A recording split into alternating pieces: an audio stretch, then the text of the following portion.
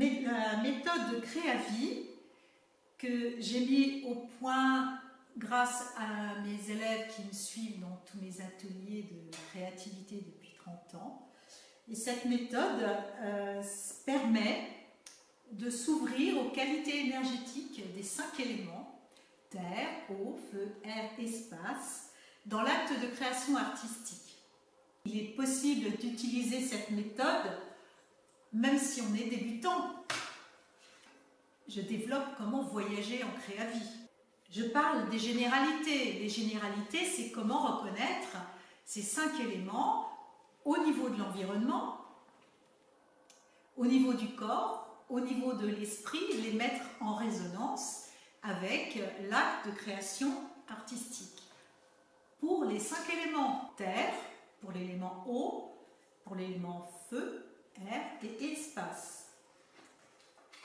Avec des exercices tout à fait simples, à la portée de tous. Et un petit livret, format A5, avec un ressort, si bien que vous pouvez mettre sur l'exercice du jour devant vous et suivre à la lettre toutes les petites recommandations des exercices en cours. Voilà pour Créavie 1. Donc quand on a fini de faire tous ces jeux, il est fort probable que vous soyez dans la capacité de reconnaître les 5 énergies. Donc voici Créavie 1 et vient de sortir, pour mon plus grand plaisir, et le vôtre j'espère, Créavie 2. Créavie 2, c'est la continuité de Créavie 1. Dans Créavie 1, j'exprimais le fait d'apprendre à reconnaître ces 5 énergies. Créavie 2 est consacré à l'harmonisation de ces 5 énergies. Dans l'acte de création artistique, bien entendu.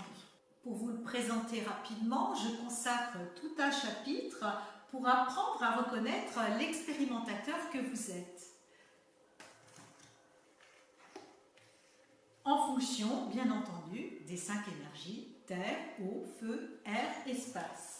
Une fois que vous êtes familiarisé avec ces notions, je vous invite à découvrir, en vous posant des bonnes questions, de quelle force coopérante avez-vous besoin aujourd'hui, avec un petit tableau pour pouvoir suivre, pour vous inspirer. Vous pourrez découvrir celle dont vous avez vraiment besoin aujourd'hui pour harmoniser votre énergie au quotidien et particulièrement dans des jeux créatifs.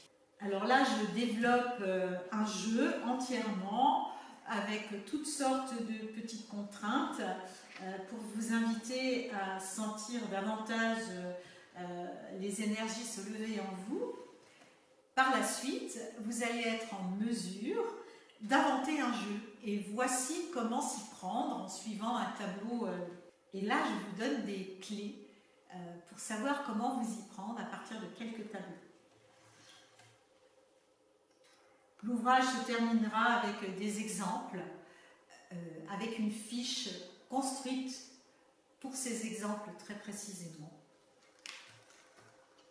Créavie 1, Créavie 2, à vous de choisir.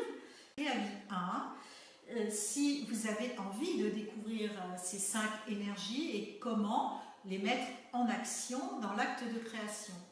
Une fois que vous êtes familiarisé avec le 1, je vous conseille de passer à Créavie 2 afin de pouvoir harmoniser les énergies en fonction de ce que vous avez envie de développer dans votre créativité et plus tard dans votre quotidien.